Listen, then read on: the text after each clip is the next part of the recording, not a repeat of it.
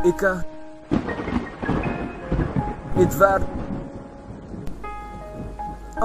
Yeah, latsa hifoifoy tantaranay de tsy misy raha hafa io fa nifankatia be le vatantiako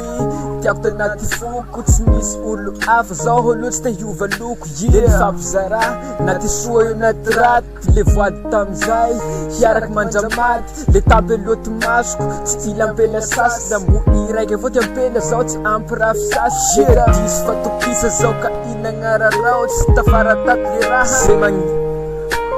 tampikay le raha zao tsy nanambo angamba matampoky laha nisy aretiko tsy nabataba ao fa lalako ro nizorako tsy tiako sarotsy ty raha momba ty fiainako aloko miala aho aloko milamy avao fa tsy njaragna atsika de veloma ty aminao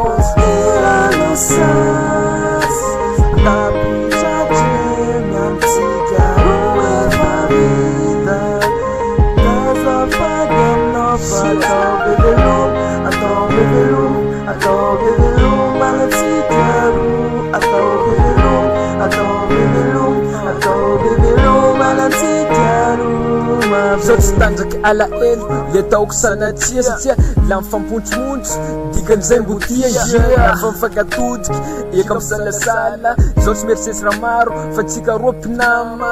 tsy mentsika anao mihitsy nohoraisiko kofa valiko marina aloha igny tantaratsika navaliko ty amin'igny tsy anjaragna atsika roa mahitavagny tsara mahitavagny soa la hieritseritsy-impoly zay elo fadio maro te solo placenao zay tadidio jatsika roa miaraky de monde sur charge les lay occupé zay natonga ay tsy misarza fitiavako anao tamiregny hitako fa nanjaka tsy misy olo hafa fa iharay mpanjaka tsy nahainy ina iha ka nataoko baibay veloma ty aminao vita ty amizay